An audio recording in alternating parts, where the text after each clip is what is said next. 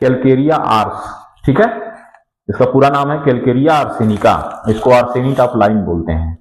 बहुत बार क्या होता है कि कैलकेरिया के सिम्टम और आर्सेनिक के सिम्टम दोनों मेडिसिन, मान लो रिपट्राइशन आप कर रहे हो, दोनों मेडिसिन आ रही है, लेकिन क्लियर नहीं हो रहा है कि कैलकेरिया की तरफ जाएं या आर्सेनिक की तरफ जाएं।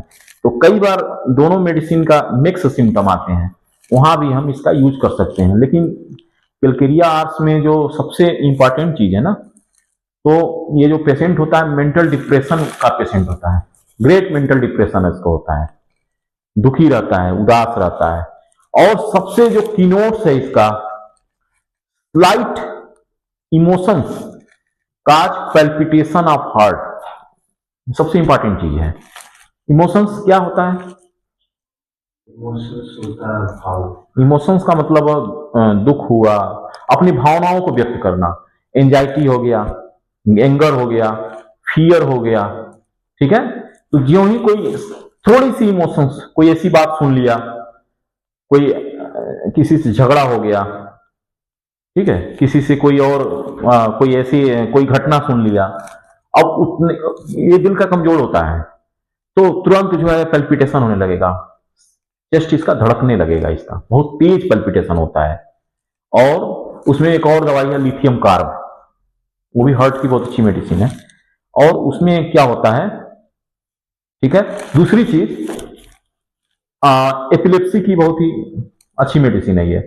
एपिलेप्सी में क्या होता है ना कि जब भी एपिलेप्सी में इसका ऑरा चेस्ट से उभर पता चलता है। ऑरा मतलब एपिलेप्सी जब आता है उसके पहले एक ऑरा उसको कहते हैं कि उसको पहले फील होने लगता है कि हार्ट में कुछ हो रहा है, चेस्ट रीजन में कुछ हो रहा है, और उसको मालूम हो जाएगा कि मुझे जो है मिर्गी के दौरे पड़ेंगे।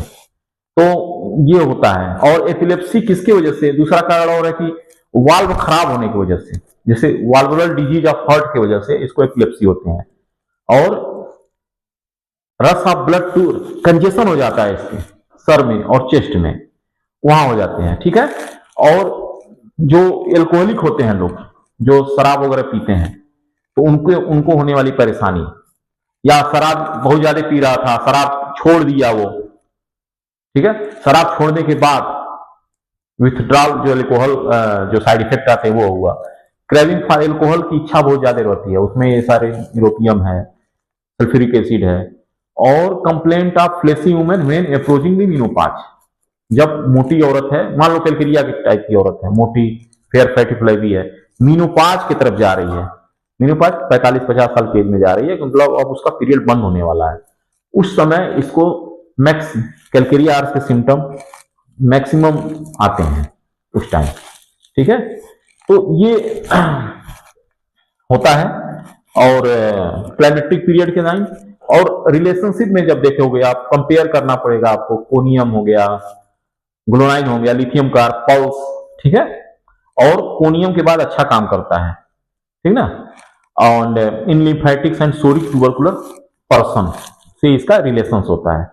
तो ये आपका कैलकेरिया आर्स होगा। तो कैलकेरिया आर्स में पहली बात तो जो भी हार्ट की डिजीज होती है, वाल्व खराब होने की वजह से इसको एपिलेप्सी आते हैं, एपिलेप्सी का दौरा आता है। एपिलेप्सी का दौरा आने से पहले इसको चेस्ट में और हेड में ऑरा फीलिंग होता है, और में कुछ कंजेशन हो जाता है, rush of blood to chest and head and chest, और उसके वजह से उसको आता है। दूसरी चीज, वाल्व खराब होने की वजह से, वाल्व में गड़बड़ी आ गई हार्ट के, हाँ, या हार्ट का कोई पेशेंट है उसको एपिलेप्सी आता है।